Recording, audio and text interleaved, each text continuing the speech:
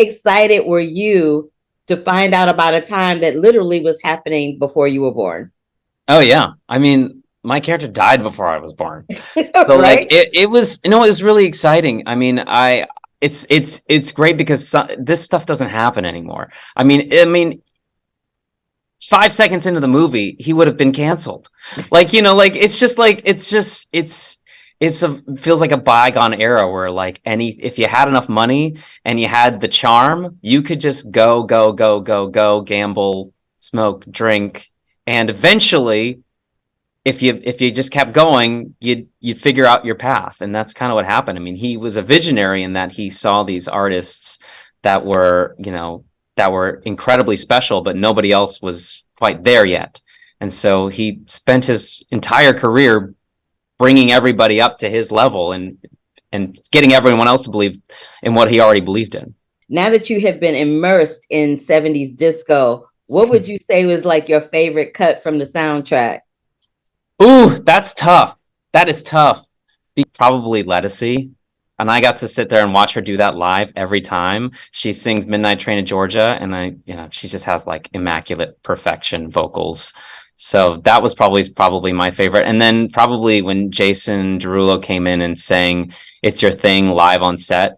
And they weren't really going to use it, I don't think. They were just going to use a snippet of it, and they just ended up using the whole thing because it was just so like raw and incredible. And what I loved about it is that they didn't try to like do, some cool revamped pop modern version of it. They really stayed true to the original, but still adding their own sort of voice to it, which was really tasteful.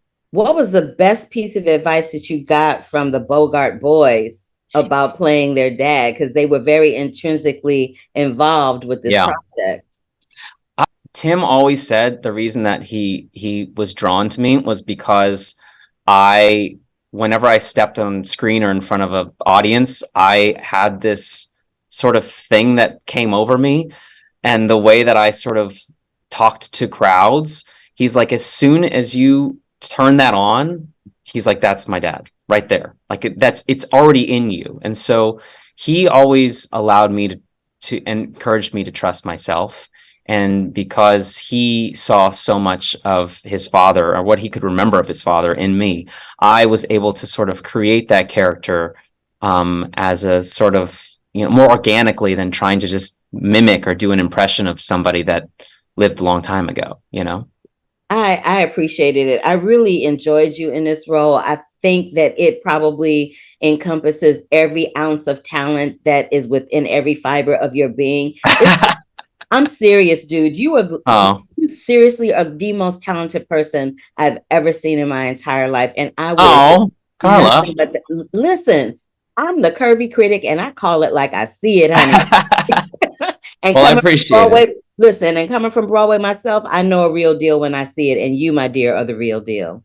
Thank you. I really appreciate that. That's very You're kind. welcome. Thank you so much for your time this morning. Thank you. All right. Bye bye.